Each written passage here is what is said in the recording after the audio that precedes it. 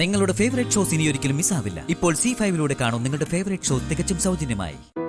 ഇവളെന്തെങ്കിലും ചക്കര വാക്ക് പറഞ്ഞ് മയക്ക് കൂട്ടിക്കൊണ്ടു പോയതായിരിക്കും സാറേ.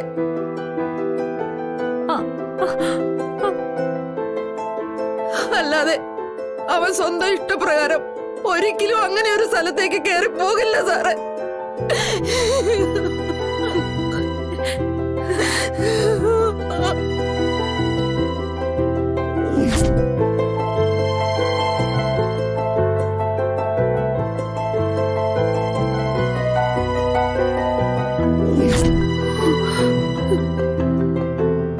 ഇവള് മര്യാദക്ക് ജീവിക്കാൻ തയ്യാറാണെന്നുണ്ടെങ്കിൽ വിട്ടുവീഴ്ച ചെയ്ത് സ്വരുമേ പോവാൻ എന്റെ മോനോട് ഞാനാ പറഞ്ഞത്.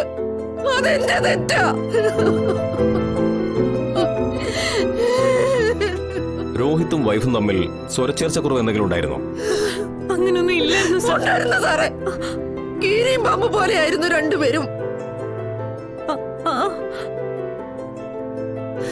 ഒരു ദിവസം പോലും സമാധാനമായിട്ട് ജീവിച്ചിട്ടില്ല. വീട്ടുകാര് ആലോചിച്ച് തീരുമാനിച്ച കല്യാണം തന്നെയല്ലേ ഇത്? അതെ സാറേ, പക്ഷേ അതിനു മുമ്പേ ഇവര് തമ്മിൽ പ്രേമത്തിലായിരുന്നു. കല്യാണം കഴിഞ്ഞിട്ട് ഇപ്പൊ എത്ര നാളായി? കഷ്ടിച്ച് 2 മാസേ ആയിട്ടുള്ളൂ സാറേ. പ്രേമിച്ച് വിവാഹം കഴിച്ച രണ്ടുപേർ ഇത്ര പെട്ടെന്ന് അഭിപ്രായ ഭിന്നത വരാനുള്ള കാരണം എന്താ? കല്യാണം കഴിക്കേണ്ടി വന്നെങ്കിലും എന്റെ മോനെ ഇവൾക്ക് ഇഷ്ടമല്ലായിരുന്നു സാറേ. പണി പാളുകയാണല്ലോ.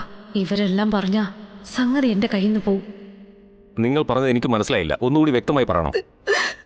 പറയുന്ന കൂട്ടത്തിൽ ഒന്നും വിട്ടുപോകരുത്. ഓരോ മൈന്യൂട്ട് ഡീറ്റെയിൽസും ഈ കേസിന് സഹായകരമാകും. ഞാൻ എല്ലാം പറയാം സാറേ.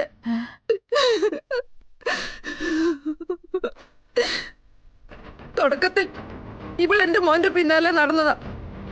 പിന്നെ അവനെ ചതിച്ചിട്ട് പോയി.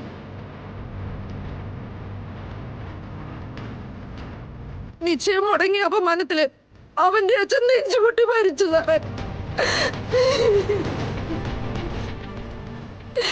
പിന്നെ അരഞ്ഞു നടന്ന് അവൻ ഇവളെ കണ്ടുപിടിച്ചു. എന്നിട്ടും ഇവള് പിടി തരാതെയാ നടന്നത്. ഗതികേട് കൊണ്ട് ഇവക്ക് താലിക്ക് തല നീണ്ടിക്കൊടുക്കേണ്ടി വന്നു.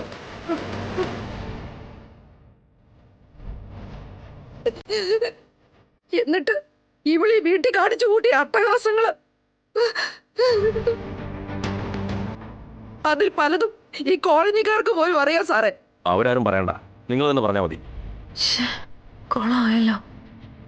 ഞാൻ പറയാം സാറേ. നോട്ട് ചെയ്തോണേ മുഴുവനും.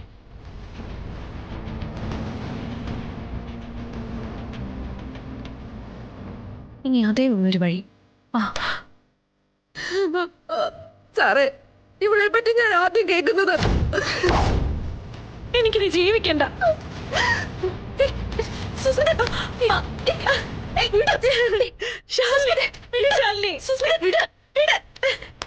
എനിക്ക് ചാവണം.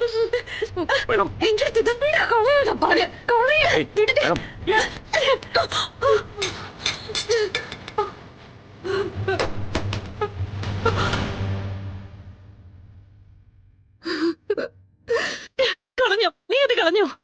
പക്ഷേ ഞാൻ എങ്ങനെയെങ്കിലും ചാവും, അത് ഉറപ്പാ. ഡൗൺലോഡ് ചെയ്യൂ C5 ആപ്പ്. കാണൂ എല്ലാ എപ്പിസോഡുകളും സൗജന്യമായി.